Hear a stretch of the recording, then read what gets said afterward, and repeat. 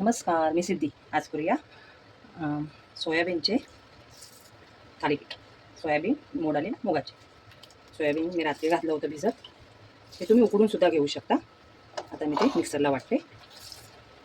त्याची अशी जास्त बारीक पण नाही, अशी पेस्ट करून घेते. हे बघा, ही जाडसर अशी पेस्ट करून घेतली.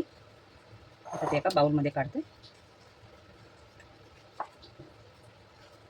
आता हे मोड आलेले मूग टाकते. ते पण मिक्सरला वाटून घेते चांगले.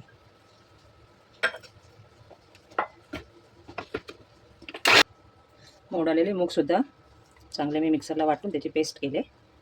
बघा, अशी फाईन पेस्ट केली. एकदम अशी बारीक सुद्धा नाही, थोडीशी किंचितशी जाड. आणि पाववाटी ज्वारीचं पीठ थोडंसं. त्यात थालीपीठात लागणाऱ्या भाज्या, एक मिरची, कोथिंबीर, कांदा, गाजर आणि टोमॅटो करू शकता. चवीनुसार मीठ आणि थोडं हाफ टेबल स्पून जिरं. हे चांगलं मी हाताने मिक्स करून घेते.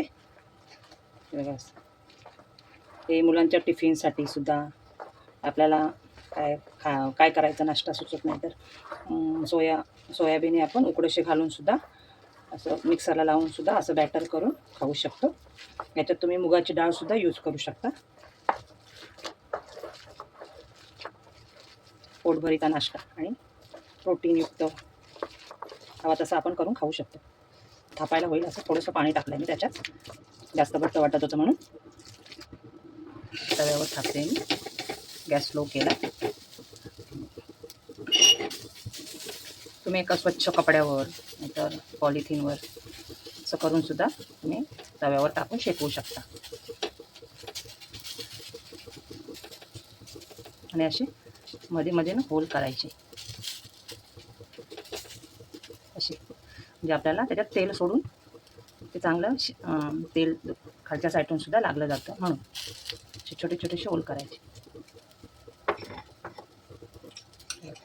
आपण असं तेल टाकून खालून सुद्धा क्रिस्पी होतं, खालची साईड सुद्धा असं करायचं. याच्यात तुम्ही चण्याचं पीठ सुद्धा टाकू शकता. जिथं ज्वारीचं पीठ टाकलं तिथे तुम्ही चण्याचं पीठ टाकून सुद्धा हे करू शकता थालीपीठ.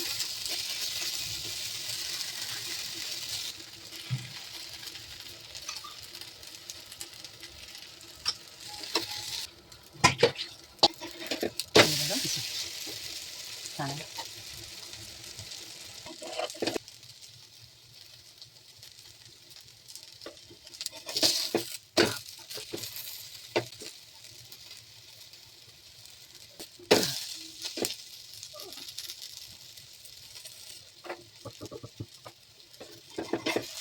हे बघा असं.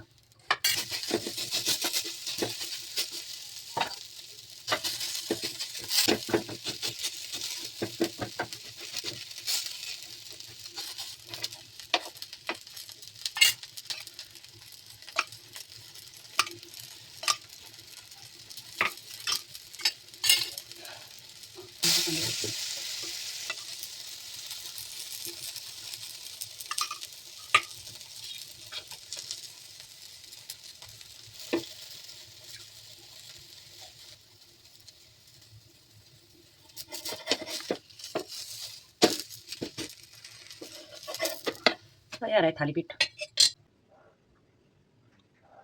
तयार आहे सोयाबीनचे थालीपीठ. थँक्यू.